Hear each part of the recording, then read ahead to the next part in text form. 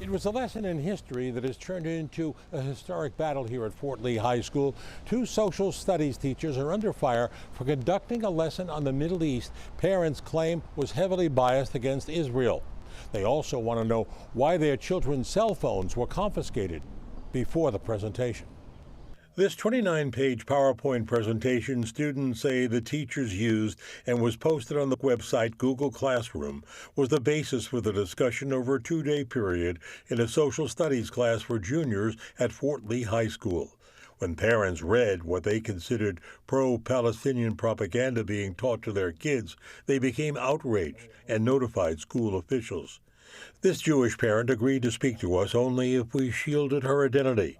She had a 17-year-old child in the classroom. The teacher had asked the children to surrender their phones, which had never been done before. She then said that she tried to make the presentation unbiased, but followed up with the fact that she was biased in her presentation, that children would be allowed to leave the class if they felt uncomfortable. Fort Lee School Superintendent Dr. Robert Kravitz confirmed he is looking into the parents' complaints.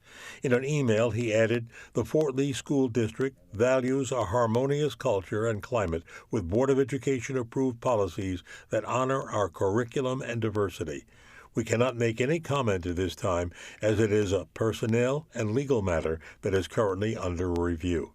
I was able to view the slideshow on Google Classroom. What shocked me the most was they refer to October 7th as a clash between Palestinians and Israelis, where in fact it was an unprovoked massacre against Israelis. Another slide that horrified me, they identify Hamas as a political resistance movement, not as a terrorist organization, which the United States identifies them as. I think it's obvious that it's propaganda, that it's completely one-sided, unfactual information. This parent and another I spoke to said their children were very uncomfortable with the presentation but chose not to leave.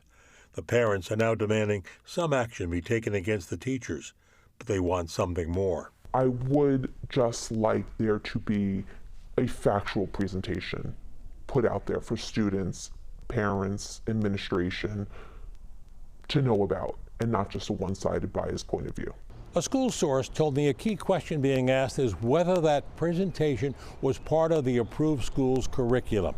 And it's not known if any action has been taken against the two teachers who conducted that lesson.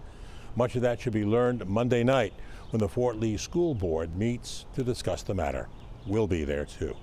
In Fort Lee, New Jersey, I'm Marvin Scott, Pix 11 News.